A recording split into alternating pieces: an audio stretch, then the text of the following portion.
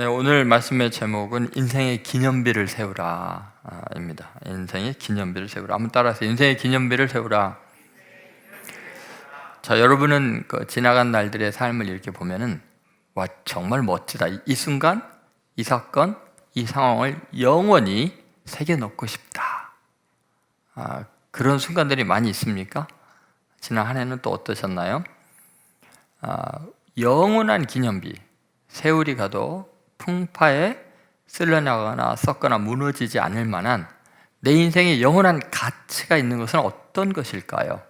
대단히 중요한 이야기죠. 그럼 오늘 본문은 예수님께서 갈릴리에 이제 오셔서 제자들을 만나셔서 승천하시기 직전에 제자들의 굉장히 중요한 명령을 하십니다. 그것은 지상 명령이라고 그래요. 지극히 높은 아주 위대한 사명이라고 하죠.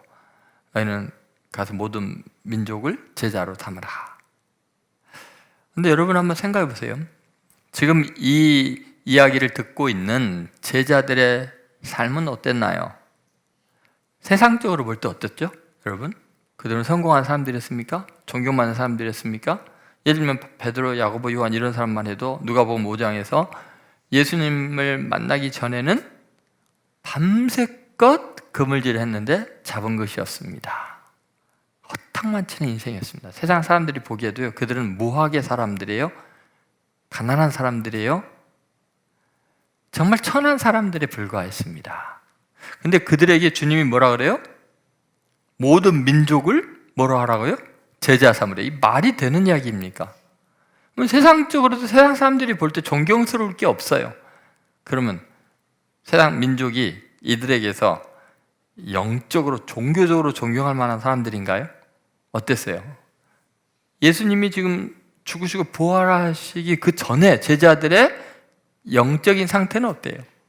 신앙적으로 성공적인 인생이었나요? 자기의 주님을 어떻게 했어요? 부인하고 저주하고 다 도망갔잖아요. 딱 한 명 밑에 따라다녔지만 무슨 힘이 있어요? 신앙적으로 그는 실패자였습니다. 자랑할 것이 없어요. 세상 사람들이 보기에도 쓸모없는 인간들이요, 대단한 존재가 아니에요. 영적으로 본다고 한들 하나님 앞에 인정받을 인간이 하나도 없습니다. 그런데 그들에게 예수님이 지금 뭐라고 하고 있어요? 모든 민족을 뭐 하라고요? 제자 삼으래요. 여러분과 저는 어떤가요? 여러분, 정말 우리의 인생이 기념비적인, 정말 민족을 제자 삼을 만큼 위대한 삶을 살고 있습니까? 주님께서는 그렇게 실패하고 낙심한 그들에게 제2의 기회를 주십니다. 새로운 놀라운 세계가 펼쳐질 거라고, 너가 정말 위대한 일을 할 거라고 그렇게 우리를 인생 여정에 초대하고 계십니다. 자, 인생의 놀라운 기념비를 세울 청사진을 제시하신 것이 오늘 본문이기 때문에 대단히 중요합니다. 그래서 우리가 한 3주에 걸쳐서 깊이 말씀을 살피려고 합니다. 오늘의 인생의 기념비를 세우라라는 첫 번째는 뭐냐면 예배의 문제입니다. 예수님을 만나고 참된 예배자가 되라. 그럼 인생의 기념비가 세워지는 거예요. 그 예배가 내 인생의 최고의 영원한 기념비다라는 것을 말씀드리려고 합니다. 자, 한번 16절부터 18절을 한번 그런 차원에서 같이 한번 읽어보겠습니다. 시작. 11 제자가 갈릴리에 가서 예수께서 지시하신 산에 이르러 예수를 배웁고 경배하나 아직도 의심하는 사람들이 있더라. 예수께서 나와 말씀하시어 이르시되 하늘과 땅의 모든 권세를 내게 주셨으니. 아멘. 여러분, 오늘 우리가 기억해야 될 게 뭐냐면 정말 예수님을 뵙고 경배하는 그들에게 하신 말씀이라는 거예요. 그러니까 예배자에게 하시는 모든 민족을 제자 삼으라, 이렇게 이야기를 하는 거죠. 그런데 원래 그들이 예배자이기 전의 모습은 정말 자아의 빈약한 현실을 직면할 수밖에 없었어요. 너무너무나 허접한 게 나란 존재죠. 여러분, 우리 자신이 실패할 수밖에 없는 연약한 존재라는 것을 인정하는 사람이라면 자기 인생의 중요한 걸 결정할 때 내 인생을 정말 결정할 수 있는 권세를 지니신 분을 만나고 그분을 예배함으로써 우리가 그분의 은혜를 받는 게 절대적으로 중요합니다. 여러분 한번 생각해 보세요. 지금 이 제자들이 이 인생이 완전히 바뀌는 그 타이밍에 지금 서 있거든요. 모든 민족을 제자 삼으라고 할 때 예수님께서 그들에게 보여주는 게 16절, 17절에 내가 지시한 산에 이르러서 거기서 어떻게 했어요? 예수님을 배웠고 경배했다는 게 나와요. 물론 예배하지 않고 경배할 수 없는 의심하는 사람들도 있었지만 이들이 그렇게 모든 민족으로 제자 삼으라는 대상이 될 수 있었던 게 뭐냐면 경배하는 거예요. 하나님이 지시하신 곳에 이르러서 경배하는, 예배하는 사람이었기 때문에 가능한 거죠. 여러분, 예수님의 제자들은 우리나 인생에서 이제 심각한 문제가 뭐냐면요, 우리 자신의 허접함인 건데요. 자, 여러분은 어때요? 새로운 계획 세웠나요? 저 어렸을 때 중고등학교 때 보면 맨날 동그라미 해갖고 생활 계획표 짜고 막 올해 목표 해가지고 시간별로 막 철저히 운동 뭐 성취티 뭐 쫙 했는데 요새 해요 그거? 왜 안 하죠? 여러 번 실패해 봤거든요. 작심삼일 경험하니까 계획 짜봤자 소용이 없다는 거 아니까 안 해요. 그래서 우리 인간들은 대부분이요 이래요. 계획을 짜는 것 자체가 포기될 정도로 자기 자신에 대한 기대감을 안 가져요. 무슨 모든 민족을 제자 삼으면 니나 잘해. 우리 스스로에게 그런 거죠. 계획을 짜기도 힘들고, 그러면 내 인생에 대한 원대한 꿈과 비전을 갖고 노력하는 사람들도 있잖아요. 그거 관철시키고 계획 짠 대로 주도적으로 자기 인생을 산다는 거 되게 어렵거든요. 근데 더 무서운 게 뭔지 아세요? 그렇게 살았는데 결과가 참담해. 그게 더 심각한 거예요. 열심히 살아서 목표를 이루었는데 그 목표가 너무나 많은 절망감을 줘요. 이게 단 줄 알았는데, 이러면 행복할 줄 알았는데 그것 때문에 더 큰 갈등이 생겼고 내 자신에 대해서 정말 이제 더 이상 바라볼 게 없을 만큼 비참해지는 경우가 있어요. 그럼 뭘 의미하냐면 우리는 계획한 것을 실행할 수 있는 능력이 없는 무능한 사람일 뿐만 아니라 그 실행한 것을 완성한다고 해도 그 결과를 책임질 수 없을 만큼 우리는 지혜롭지가 못해요. 바르게 판단하고 이렇게 사는 게 바르게 살았어 라고 말할 수 있는 자신이 없어요, 우리는. 그래서 어쩔 때는요, 내가 하나님 앞에 이렇게 주시옵소서 라고 기도하는 것이 두려워요. 그냥 하나님 알아서 뜻대로 해 주시옵소서, 주님 사랑합니다, 이게 차라리 나은 것 같아요. 왜냐하면 내 뜻대로 되면 세상이 엉망이 되는데, 내 자신과 주위인 사람들이 알고 보니까 힘들어지는데. 여러분, 그 정도는 괜찮아요. 근데요, 우린 심지어 악하기까지 해요. 무능하고 무지한 데다가 악하기까지 해요. 어느 정도까지 악해지냐면요, 지독할 정도로 자기중심적이 돼요. 온 세상이 내 뜻대로 내 중심으로 돌아가지 않으면 사람이 못 견뎌요. 그래서 가장 사랑해야 될 사람을 내 자존심 좀 상하게 했다고 다 뒤집어 놓고, 우리는 생각보다 내 중심적이고 온 세상이 자기가 하나님처럼 굴려고 그래요. 그러니까 하나님과 같이 되려고 하는 아담과 하와의 그 타락한 본성이 우리 속에 그대로 있는 거예요. 내가 만들지도 않아 놓고 내 가족이라는 이유로, 내가 사랑한다는 이유로, 또 내 친구라는 이유로 내 자존심을 상하게 하는 걸 용납을 못하고 무례해지고 그렇잖아요. 그래서 여러분, 우리는요 참 우리 일반인들 대부분이 어리석고 심지어 원하는 바 선을 행하지 않고 악에 익숙한 존재들이죠. 근데 더 심각한 건 뭐냐면, 그럼 하나님께서 복을 주셨어요. 행복한 순간이 잠시 진행이 돼요. 그러면요, 인간이 정말 무서운 게 뭐냐면요, 평안하고 행복하고 잘 될 때 나도 모르게 애절함이 사라짐과 동시에 교만이 싹을 틔우기 시작해요. 근데 그게 눈치를 못 채요. 내가 지금 교만해졌다는 건 몰라요. 그래서 여러분, 여기 중요한 점이 뭐냐면 우리는 우리 스스로를 통제할 수 없다는 거예요. 더 무서운 건 상황을 통제할 수 없어요. 미래는 더더욱 우리의 손에서 벗어나 있어요. 그래서 중요한 게 뭐냐, 내 자신이 중심이 되고 우상화되는 삶은 정말 앞날이 어떻게 될지 모르는 미지의 세계로 빠져드는 거예요. 그래서 중요한 게 바로 모든 상황을 통제할 수 있는 권세 있는 분과 밀접해지는 게 중요한 거예요. 그래서 예수님께서 굉장히 이제 우리의 삶을 위대하게 하는 실효성이 있는 굉장히 중요한 방침을 알려주는데, 그게 뭐냐면은 예수님이 지시하신 곳에서 예수님을 만나 예배하는 거예요. 여러분, 그게 대단히 중요합니다. 근데 예수님께서 당신 자신을 뭐라 하세요? 내가 하늘과 땅의 모든 권세를 받았으니, 이렇게 이야기하신 거예요. 여러분, 이 모든 권세, 하늘과 땅, 존재하는 모든 것을 다 통제할 수 있는 권세를 받으신 분이 예수님이에요. 그러면 여러분, 우리라는 존재가, 나라는 존재는 상황 통제가 안 될 뿐 아니라 내 자신의 감정 하나 컨트롤이 안 돼, 통제가 안 돼요. 우리는 아무리 내가 계획을 잘 세우고 바르게 살려고 해도 순간적인 작은 자극 앞에서 쉽게 무너지고 사탄의 종이 되어버리거든요.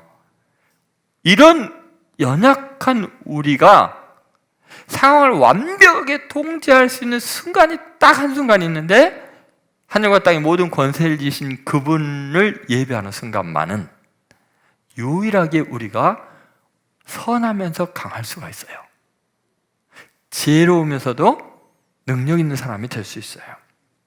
그래서 우리는 내 인생을 이렇게 완벽하게 책임지실 유일하신 그 주님을 예배하는 순간 가장 고상하고 거룩한 사람이 된다는 것을 기억하셔야 돼요. 여러분, 하늘과 땅의 모든 권세를 지니신 분, 그분이 나의 주님이 되고 내 예배의 대상이 되는 그 순간순간은 영원성을 지녀요. 어마어마한 가치를 지니게 돼요. 누구에게도 빼앗기지 않아요, 그것은. 왜냐하면 영원한 모든 권세를 지니신 분과 연결되는 순간이 예배의 순간이기 때문에 그때 나를 통치하고 컨트롤할 수 있는 것은 주님밖에 없어요. 내 감정도 아니고 사탄도 아니에요. 상황도 아니에요. 그래서 여러분, 우리가 정말 이 하늘과 땅의 모든 권세를 지니신 분을 예배하는 삶은 모든 순간이 역동적이 돼요. 정말 자기 주도적인 삶을 살 수가 있어요. 멋진 삶이 된다는 거예요. 그래서 일상이 예배가 되는 게 중요한 거예요. 자, 그것을 이제 우리가 구체적으로 실천하는 방법이 저희 교회 표어죠. 5가지 실천 항목이죠. 그게 뭐죠? 생각을 기도처럼, 이거 뭐 예배하는 거죠. 생각 자체가 예배죠. 원행을 말씀처럼, 말과 행동을 예배화시키는 거죠. 하나님의 말씀대로. 이웃을 주님처럼, 만남 관계가 예배가 되게 하는 거죠. 사건을 섭리처럼, 모든 일어난 일이 다 예배가 되게 하는 거죠. 그러면 여러분, 일반적인 삶이 예배가 되고 일반인이 예배자가 되는 거예요. 그러면 이 사람은요, 하늘과 땅의 모든 권세를 지닌 분과 일상이 함께 가게 돼요. 놀라운 세계가 펼쳐지죠. 여러분, 우리는 예배하는 그 대상, 그분을 닮아가고요, 그분과 함께 영광을 누리는 독특한 존재예요. 여러분, 세상에 어떤 피조물도 예배할 수 있는 존재는 인간 외에는 없어요. 예배적 존재, 이게 바로 인간의 고유한 특성이에요. 이것은 하나님께서 우리에게 주신, 우리 인간이 가장 고상해져서 흙으로 지음받은 존재가 영적인 존재로 강화되는 굉장히 중요한 순간이 예배 순간이라는 거죠. 그러니까 여러분, 우리는 우리가 예배하는 주님의 권세에 동참하게 되고 그분의 보호하심 안에서 위대한 일상을 살게 되는 것, 영원한 기념비적인 삶을 사는 것이 예배라는 것을 잊어서는 안 돼요. 여러분, 이 예배를 그럼 어떻게 실현할 수 있을까? 진정한 예배는 어떤 것인가? 내 삶 전체가 하늘과 땅의 모든 권세를 지니신 그분의 통제 아래에서 자유롭고 위대해지는 그 예배를 어떻게 해야 드려지는 것인가? 그것을 오늘 본문에서 우리가 또 찾아볼 수 있습니다. 자, 다시 한번 생각해 보세요. 그들은 전부 다 실패한 사람들이었어요.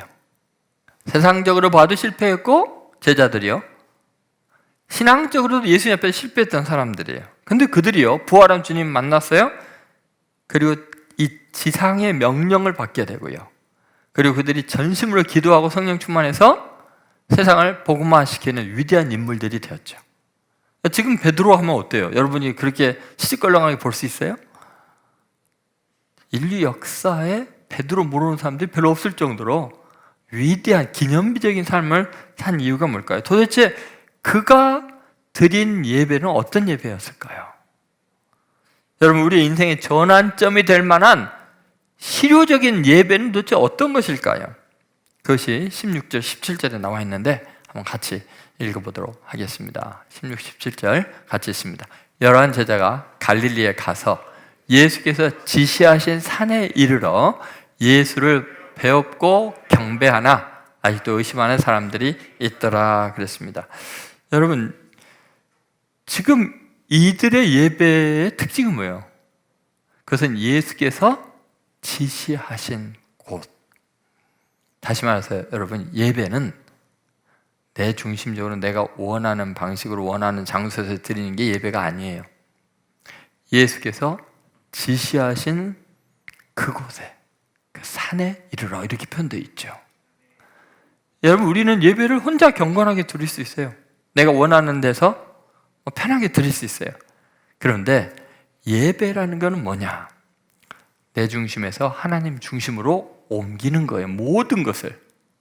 그런데 그걸 가장 기본적으로 보여주는 건 뭐냐면 장소의 이동이에요. 내가 원하는 곳이 아니라 그분이 지시하신 곳으로, 그분이 세우시는 곳으로 가는 것이 예배 초석이라는 거예요. 여러분, 분명히 이야기하시잖아요. 지시하신 곳에 가서 배우는 거예요. 그곳에서 경배할 때 우리 운명이 변하는 시작이 되는 거죠. 예배는요, 왜 가서 드려야 되느냐? 그 이유가 뭐냐면 그 예배의 공동체성 때문에 그래요. 예배는 혼자 드린 건 그냥 경건의 시간이지만 함께 드릴 때 진정한 의미의 예배가 될 수 있어요. 예수님을 만나 배웠고 그 11 제자가 함께 예수님을 경배하는 거예요. 혼자서 하는 게 아니고 11 제자가 함께 간 거예요. 여러분, 이 놀라운 그 예배의 특징, 예배가 얼마나 그 고결하고 귀한 것인가를 보여주는 것이 사도 바울이 로마서를 쓰면서 그걸 밝히는데, 뭐냐면 로마서 1장부터 11장까지는 그 복음의 진리, 예수님께서 바로 우리를 위한 대속의 제물이 되어서 그 피를 흘려서 우리를 의롭게 해주시고 오직 믿음으로 의롭다함을 얻는 엄청난 진리를 다 이야기한 다음에, 그 다음에 로마서 12장 1절 2절에서 예배가 이런 거다 이렇게 이야기해요. 근데 도대체 무슨 말인가 보세요. 그러므로 형제들아, 내가 하나님의 모든 자비하심으로써 너희를 권하니, 무슨 말이냐면, 자, 그러므로 뭐예요? 앞에 그렇게 예수님의 복음의 진리를 다 이야기했는데 이게 다 들었지 않냐? 그러면 이제 너희가 이것이 너희에게 하나님의 자비로 실현되는, 그것이 현실로 누리게 하는 가장 놀라운, 내가 너에게 권하겠다. 그게 바로 예배다. 그게 뭐예요? 그 예배는 뭐예요? 너희의 몸을, 뭐를요? 너희 몸을 드리라는 거예요. 근데 여기서 몸이 단수로 되어 있죠, 우리나라 하는 말에는. 근데 헬라 원에는 몸들을 복수로 되어 있어요. 무슨 말이냐면 혼자 예배 드린다는 것은 예배가 아니라는 거예요. 그냥 경건의 시간이에요. 진짜 예배는 뭐예요? 몸들을. 니네들이 함께 와서 예배를 드려요. 그래서 이 9절 이후에 3절부터 쭉 뭐가 나오냐면 너희는 지체의 각 부분이다. 그래서 뭐 손이 발더러 뭐 이런 이야기, 역할이 다 다른 이야기를 해요. 몸들을 드리는 게 예배예요. 그것이 내가 거룩한 산 제물로 드려지는 거예요. 여러분, 제물을 갖다 아무데나 그냥 방치해 두고 그냥 제물 나 혼자 그 삶아 먹고 그러면 그거 그냥 식사하는 거죠. 성전으로 제물은 가지고 와서 성전에 하나님께 드려서 제사를 드리는 거 아니에요. 그래서 우리는 거룩한 산 제사로 드리는 우리의 몸이 성전에 오는 거죠. 그것이 하나님이 기뻐하시는 거룩한 산 제사로 드리라는 거예요. 이게 바로 영적 예배다. 자, 몸을 드렸는데 뭐예요? 영적인 예배다. 이 영적이라는 것은 가장 합리적인 예배다. 리저널한 예배다. 이게 당연한 거다 이런 거예요. 또 몸이 안 오면서 무슨 예배냐? 그런 이야기를 하고 있는 거예요. 자, 왜 그런 줄 아세요? 예배는요, 관계 속에서 하나님의 권세를 인정하는 거거든요. 다시 말해서 혼자서는요, 기독교적인 예배가 불가능해요. 하나님을 높인다는 것도 불가능해요. 지금 너와 나 사이에서 굉장히 중요한 예배적 관계가 형성이 되는 거예요. 혼자 예배 드리는 것이 불가능한 이유를 2절에 이야기를 하고 있어요. 자, 로마서 12장 2절. 자, 같이 읽겠습니다. 너희는 이 세대를 본받지 말고 오직 마음을 새롭게 함으로 변화를 받아 하나님의 선하시고 기뻐하시고 온전한 뜻이 무엇인지 분별하도록 하라 그랬어요. 그러니까 여러분, 우리가 예배가 실효성을 발휘하기 위해서는 굉장히 중요한데, 일상이 예배화되고 강력한 예배자, 일반인이 예배자가 되는 그 기준이 뭐냐면 이거예요. 하나님이 선하게 보시느냐의 문제예요. 두 번째 기준이 뭐예요? 선이냐 악이냐는 굉장히 소극적인 측면에서의 기본적인 예배의 마음이죠. 진짜 하나님을 경외하고 경배한다는 건 뭐냐면 이게 하나님을 기쁘시게 하는 거냐, 기쁘게 하는 거냐. 그러니까 아까 말했던 술이나 담배나 이런 것들 그냥 예로 드는 거예요. 다른 것들 더 많겠지만, 그러면 이게 내가 담배를 피우면 하나님이 너무나 흠양하셔요, 그 향기를. 술 마시면 그 취해서 이렇게 귀엽고 사랑스럽다고 그러시겠어요? 그러니까 이게 죄냐 아니냐, 선이냐 악이냐를 뛰어넘어서 뭐예요? 하나님이 기뻐하시는 일인가? 이게 예배하는 삶이라는 거예요. 그러니까 순간순간 내가 다른 사람과의 관계 속에서 이 사람을 기쁘게 하느냐 하나님을 기쁘게 하느냐를 선택하는 거예요. 이게 하나님을 예배하는 삶이죠. 뭐 요셉이 보디발 장군의 아내를 기쁘게 할 것인가 하나님을 기쁘게 할 것인가, 그런 거죠. 이게 하나님이 기뻐하는 일이냐, 내가 기뻐하느냐, 내게 유익이 되느냐, 내가 즐거운 거냐가 아니고 하나님이 기뻐하는 거냐가 예배하는 사람의 일상이라는 거죠. 기준이 이렇게 달라지는 거예요. 그 다음에 마지막 뭐예요? 예배하는 사람은, 하나님을 예배한다는 건 뭐냐면 하나님의 온전하신 뜻이 무엇인지 분별하는 거예요. 하나님의 온전하신 뜻은 뭐예요? 예수님께서 산상보훈에서 너희 하늘 아버지의 온전하신 것처럼 너희도 온전한 자가 되라 할 때 그 온전이라는 게 뭐냐면 하나님의 사랑이에요. 하나님은 선인과 악인에게 다 동일하게 비를 주시고 해를 주시는 것처럼 아버지 하나님이 자비로우신 것처럼 너희도 온전한 자가 되어라, 자비로운 자가 되어라, 사랑하는 자가 되어라. 이게 바로 온전함. 그러니까 우리가 하나님을 예배한다는 건 뭐냐면 사랑하는 거예요.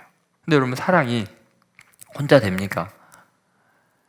공동체 안에 모여가지고 정말 하나님을 예배하고 경배하기 때문에 용서하고 이해해주고 참고, 이 순간순간이 전부 다 뭐예요? 예배가 되는 거예요. 그래서 11제자가 다 모인 한 곳에 모아놓고 예수님께서 지금 이 이야기를 하고 있는 거죠. 여러분, 이 새해에 여러분 꼭 한 가지 결심을 하셔요. 그건 뭐냐면 나 진짜 예배자 되기를 원합니다. 하늘과 땅의 모든 권세를 지닌 그분을 예배하는 순간 그분의 모든 권세를 함께 누리면서 강하고 위대한 존재가 될 수 있습니다. 저는 여러분에게 권면합니다. 새해 첫 주에 결단하고 결심하세요. 참된 예배자가 되겠습니다. 뭐 성수주의라는 거는 그건 기본이기 때문에 그건 이야기하지 않겠어요.